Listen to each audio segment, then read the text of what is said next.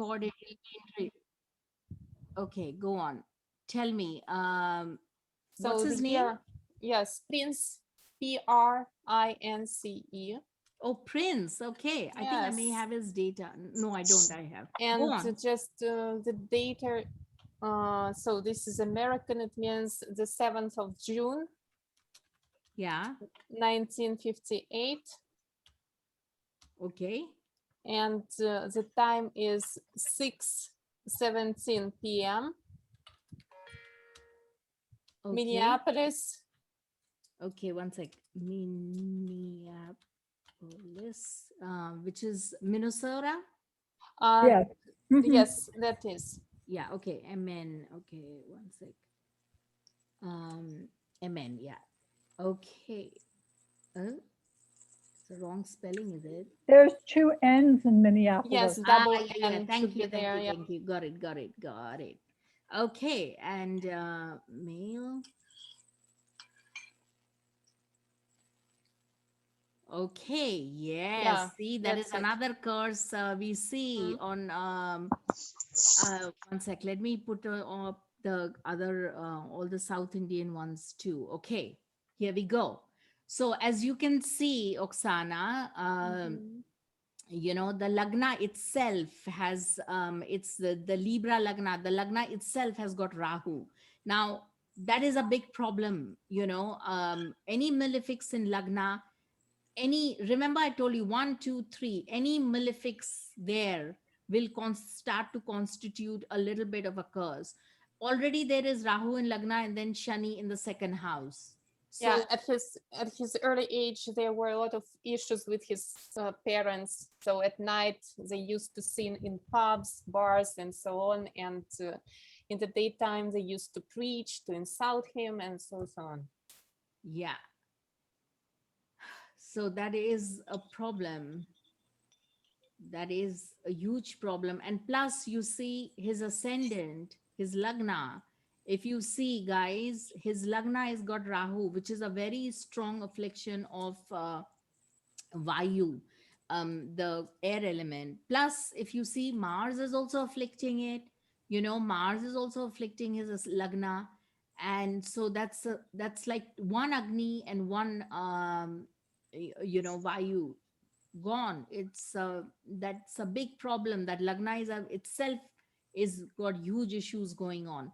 Plus, even though Venus is in the seventh house, which is a very good, again, good yoga, but it's again afflicted by Ketu, you see, and it's in the house of Ketu. It's zero Digbal, you see. Sorry, Rahu is zero Digbal, not Ketu. Rahu is in absolute zero Digbal. So that also will create a problem. And remember, seventh lord is badly placed. Seventh lord is in the sixth house. So that's a big problem, right? Yeah, and his wife had some miscarriages, as far as I remember. Yeah. So the fifth lord, one is Shani, which is the Atmakaraka, but it's retrograde, and the other one is and the other lord is Rahu, which is in Lagna, and which is aspecting its own sign, which is nice, which is very strong. But yet that moon is afflicted. It's a problem.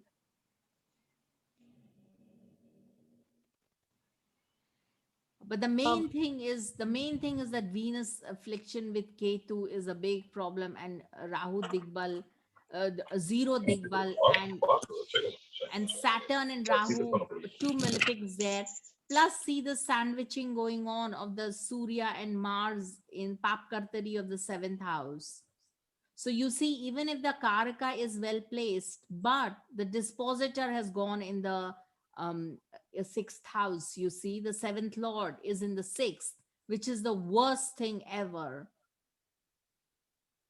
So not only do you want a good Karaka in the sixth house, sorry, a good Karaka well placed, you also want the lord of the ascendant ideally to be well placed.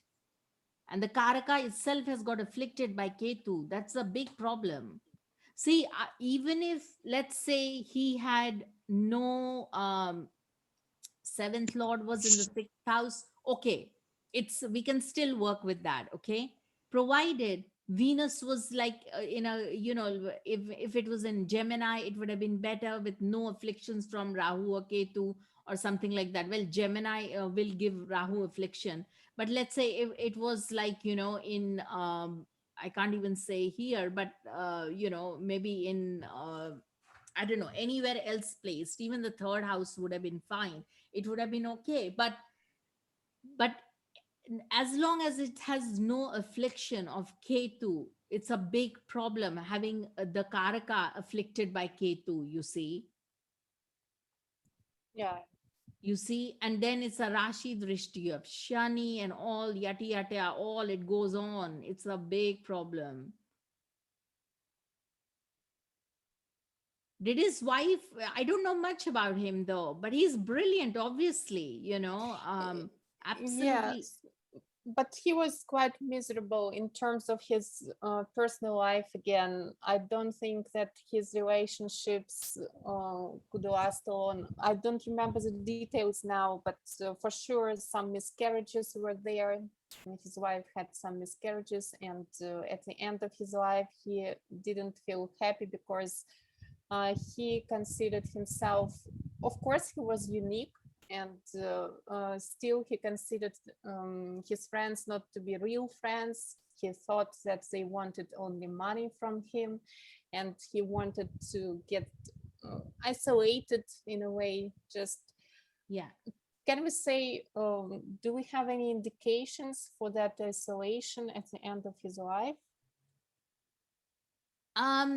It's the, you see, the ninth lord is very badly placed.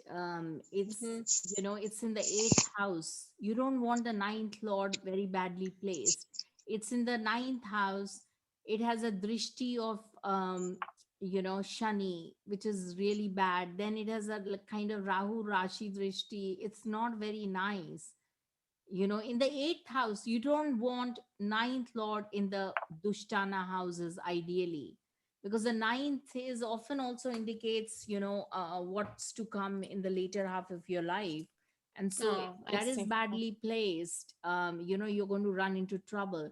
And it's not even like, okay, it is aspecting the Atmakaraka, but it is still an affliction from, it is still in the eighth house. That can be a big, big problem. So even if he had all this fortune, but what good is this fortune? And plus, if you see, the 10th lord is in the fifth. Now, typically, we say that 10th lord in the fifth, oh, that's very good, but the thing is, that's why he got, that was a positive side of all of that, right? It was the positive side. Plus, the lord of the moon sign, which is called the Shubhapati, is the Atmakaraka, which is brilliant because he has, that's a great yoga, you know that if you have the moon sign lord as Atmakaraka, that is a huge Raj Yoga. He'll have lots and lots of people working for him, and he'll be absolutely brilliant. But the trouble is, when we see the curses, it's already that Rahu is a problem. Two malefics are a problem. It's literally two malefics in the Kendras. It's the Mars, the seventh lord is absolutely problem. There is a, all three of them, they are in a sequence: Mars, Ketu, Surya. Plus the ninth lord is in the eighth house in a Dushtana.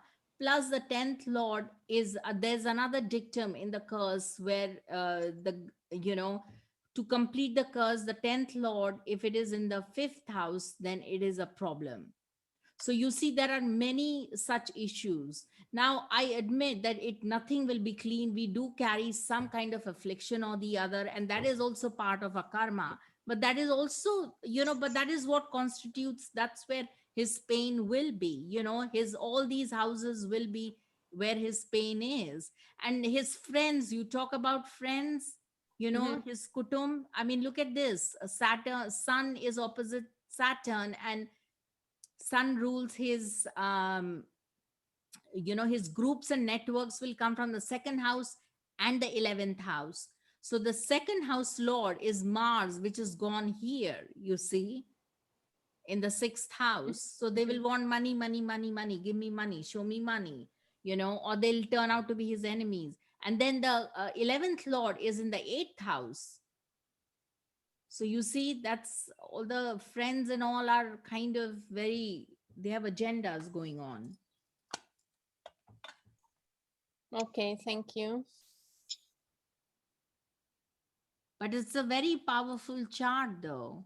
Yes, it is. Yeah.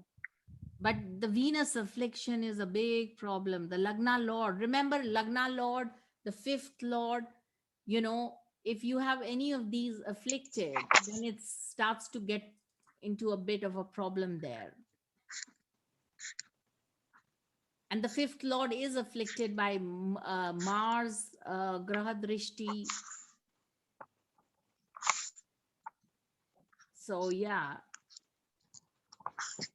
And that Jupiter is not doing much to save, but it's very nice to have that Jupiter. That's brilliant. That Jupiter, because it's retrograde, it will work as if it's in Pisces. So that's the positive side of it. That's absolutely fantastic, that Jupiter. Superb. Probably that Jupiter combined with the moon as Atmakaraka, moon's Shubhapati, Shani being Atmakaraka is what saved the day for him. Okay, guys, we got to stop. Yeah. Thank you very much, Sonal. Thank you. Okay. Thank you. Yeah, you're welcome.